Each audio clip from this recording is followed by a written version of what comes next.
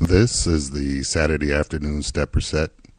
I'm your host, DJ Hoss, and we're going to start this set out with a remix of our president's victory speech done by DJ Eric Smooth, a fellow Urban Souls member. So you guys go by his page and show him some love. Enjoy.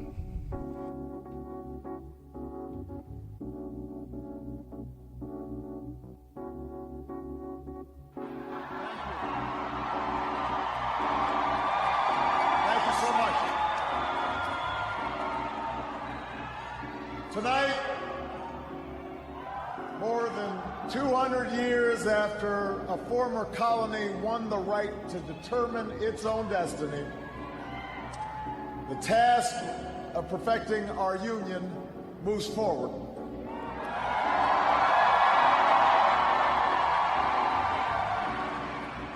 It moves forward because of you. It moves forward because you reaffirmed the spirit that has triumphed over war and depression, the spirit that has lifted this country from the depths of despair to the great heights of hope,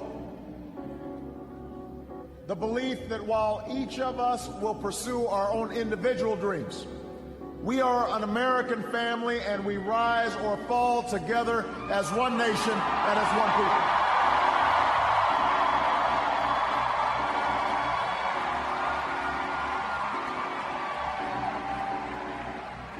Tonight, in this election, you, the American people, reminded us that while our road has been hard, while our journey has been long, we have picked ourselves up. We have fought our way back. And we know in our hearts that for the United States of America, the best is yet to come.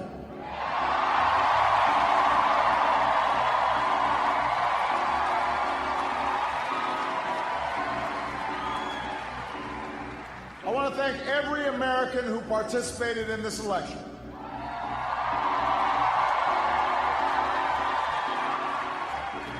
Whether you voted for the very first time or waited in line for a very long time. By the way, we have to fix that.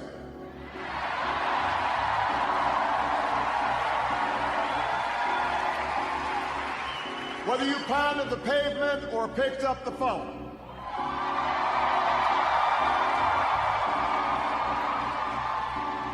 Whether you held an Obama sign or a Romney sign, you made your voice heard, and you made a difference. I just spoke with Governor Romney, and I congratulated him and Paul Ryan on a hard-fought campaign.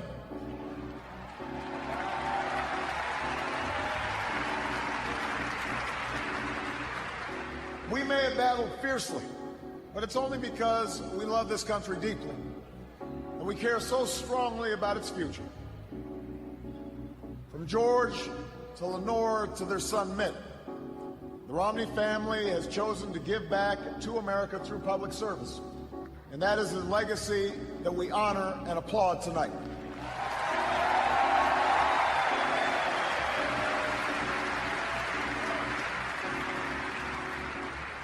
In the weeks ahead, I also look forward to sitting down with Governor Romney to talk about where we can work together to move this country forward.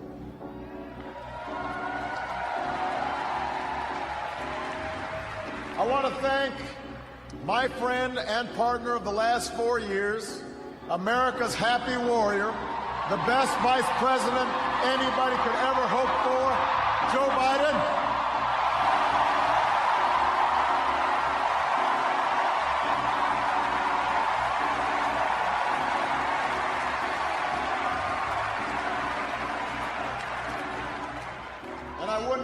The man I am today without the woman who agreed to marry me 20 years ago.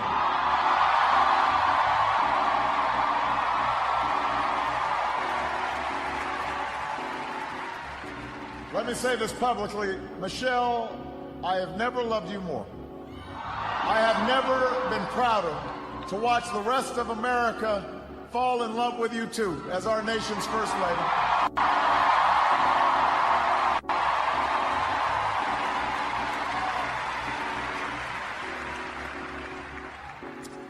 Sasha and Malia, before our very eyes, you're growing up to become two strong, smart, beautiful young women, just like your mom.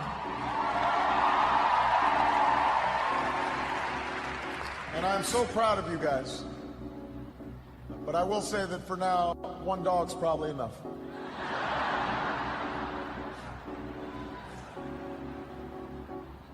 To the best campaign team and volunteers in the history of politics,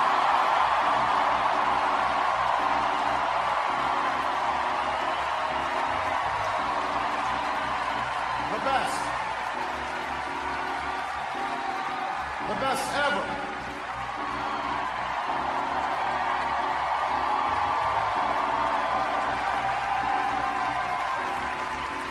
Some of you were new this time around, and some of you have been at my side since the very beginning.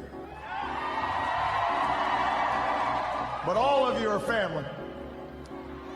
No matter what you do or where you go from here, you will carry the memory of the history we made together.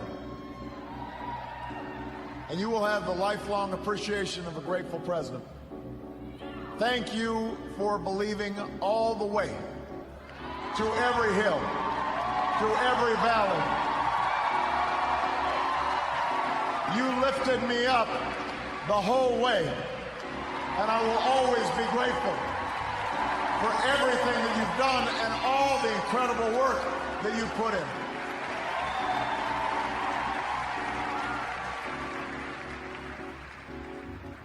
I know that political campaigns can sometimes seem small, even silly. And that provides plenty of fodder for the cynics who tell us that politics is nothing more than a contest of egos or the domain of special interests.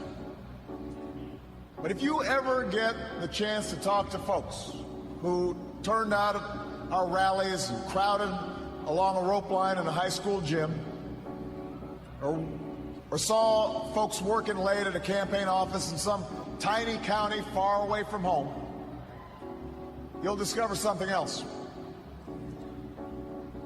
You'll hear the determination in the voice of a young field organizer who's working his way through college and wants to make sure every child has that same opportunity.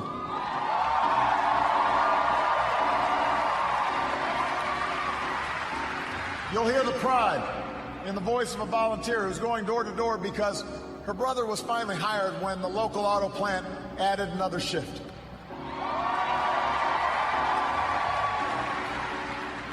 You'll hear the deep patriotism in the voice of a military spouse who's working the phones late at night to make sure that no one who fights for this country ever has to fight for a job or a roof over their head when they come home.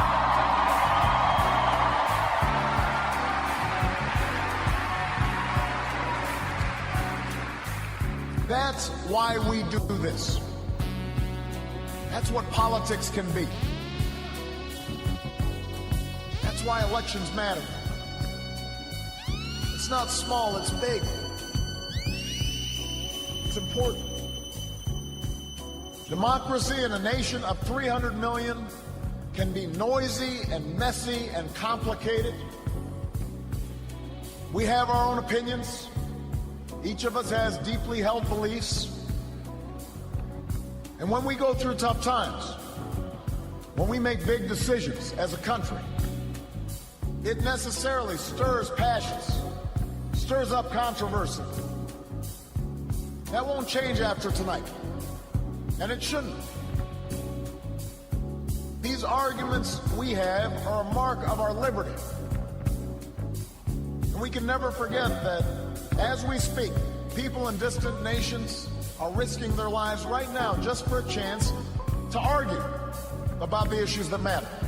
The chance to cast their ballots like we did today.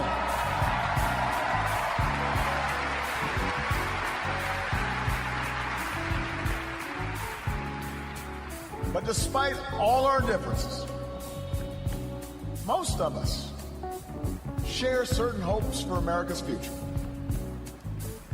We want our kids to grow up in a country where they have access to the best schools and the best teachers.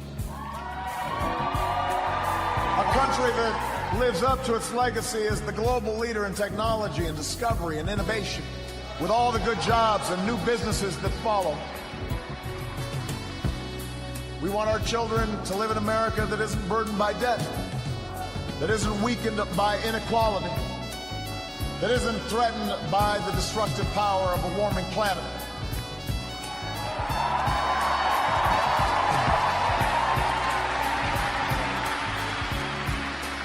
We want to pass on a country that's safe and respected and admired around the world. A nation that is defended by the strongest military on earth and the best troops this world has ever known.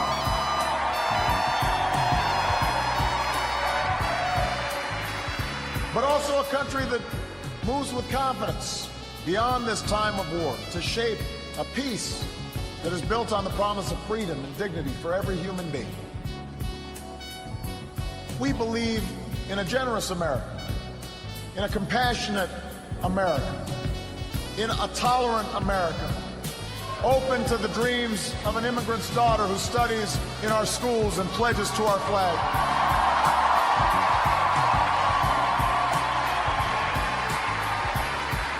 To the young boy on the south side of Chicago who sees a life beyond the nearest street corner.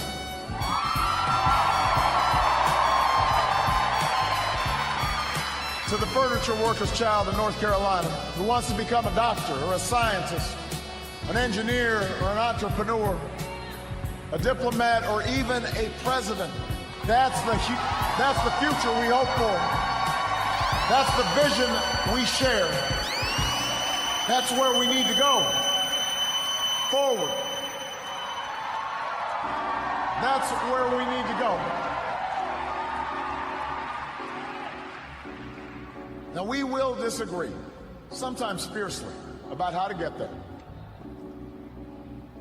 As it has for more than 2 centuries, progress will come in fits and starts. It's not always a straight line. It's not always a smooth path. By itself, the recognition that we have common hopes and dreams won't end all the gridlock or solve all our problems or substitute for the painstaking work of building consensus and making the difficult compromises needed to move this country forward.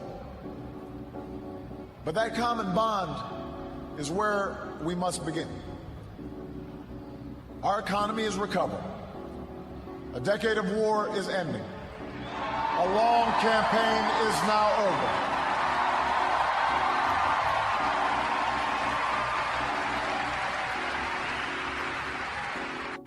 And whether I earned your vote or not, I have listened to you. I have learned from you. And you've made me a better president. And with your stories and your struggles, I return to the White House more determined and more inspired than ever about the work there is to do and the future that lies ahead.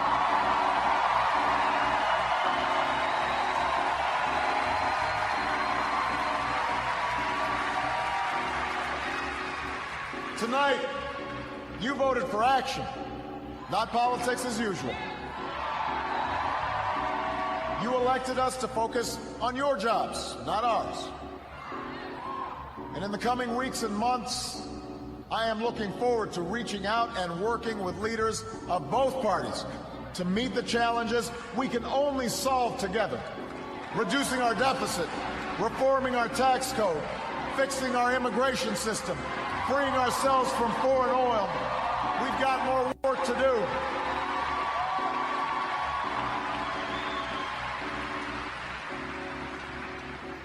But that doesn't mean your work is done.